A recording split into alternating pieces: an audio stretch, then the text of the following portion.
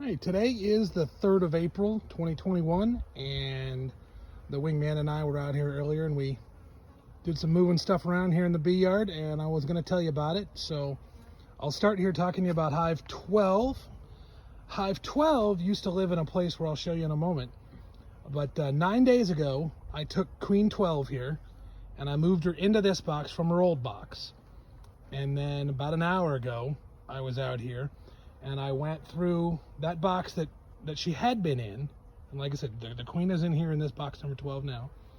I went through the box that she had been in, and the bees had made queen cells. I did what's called on-the-spot queen rearing, and only the beekeepers will really care about the details on that. But I found queen cells on 3 different frames. And so what that allowed me to do was, we'll skip over 15 here. I moved the vast majority of the bees and the frames here into this box, and it's called 12.1.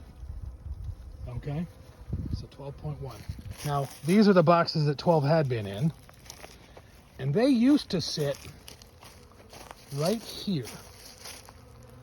Now, a lot of the bees, when they came back, they get confused, right? So the bees from Hive 12 get confused. So they were trying to go into Hive 14, and that's going to be fine. They're going to come back. The ones that are coming back from foraging, they'll be like, hey, you know, look, I brought presents, and there's not going to be a fight, and they're just going to join Hive 14. All right, let's walk up here. Remember I said there were queen cells on 3 different frames. So one of them is back there in 12.1. One of them is here inside 12.2. And one of them is here inside 12.3. And I have absolutely no reason for you why 12.2 is a little more active than 12.3. I just put the feeders on and I looked down through the hole, and there's lots of bees in each of them. And so the goal is that each of these queens will go out and get mated. Okay. And inside there's the frame that the queen cell was on. And then there's a fresh frame with foundation in each of these. So 12.2 and 12.3. So here in, what's today? What did I say? Today's day 12, day 13. So in like another 2.5 weeks, we hope to have mated queens in these 2 boxes, as well as over here in the big one, 12.1. Now, one cool thing is that 12.1, once it gets reoriented over here, it's going to have a ton of bees in it. And since there's no laying queen right now, those bees will have nothing to do but collect honey and pollen. And they really won't collect as much pollen without a laying queen. So that's why I've got that extra box on top. That could really be a honey maker, you know, without a queen in there. All right, so that's what's going on with 12. You know, queen number 12 is over there. And once 12.1, 12.2, and 12.3 get mated, they'll each get their own number. All right, so this morning, the wingman and I went into 15, and we'll show you where 15 used to sit, but we started this process with Queen 15. So I moved Queen 15 over here, along with 2 frames of brood, all right, and then a nice big frame of pollen, and then she got a bunch more frames in there, and then on top I'm feeding there because I got a bunch to draw out, so I'm going to give them a boost. So that's 15. I just did to 15 what I did to 12 9 days ago. All right, so there's 15.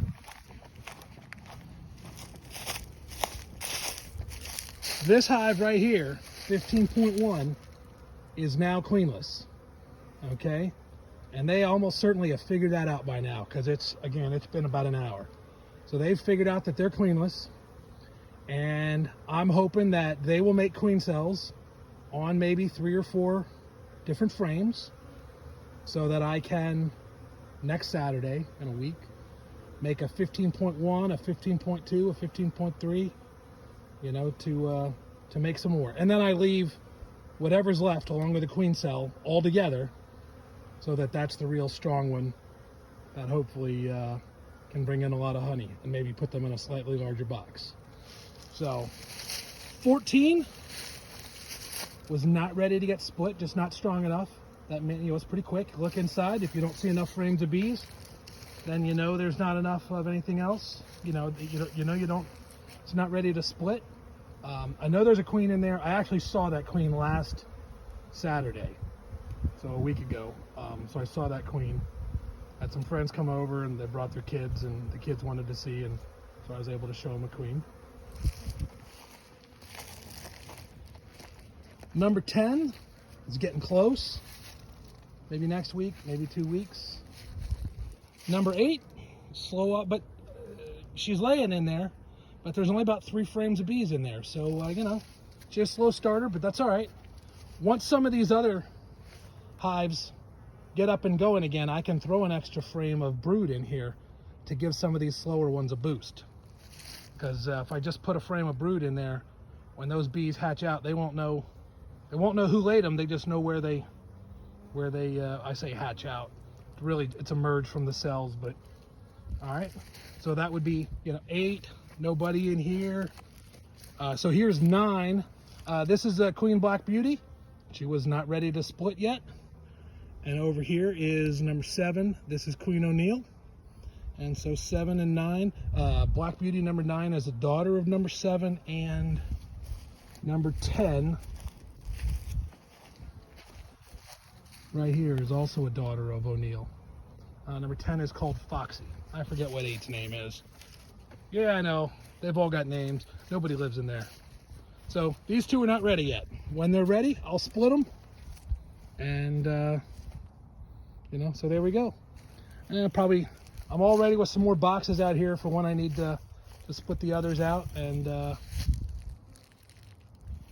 you know, whenever the 2-frame boxes over there where I have like 12-1 and 12-2, once they mate and they start going, I'll put them into some of these 5-frame boxes. And then maybe hopefully sell some of these locally raised and mated bees to some local beekeepers this year.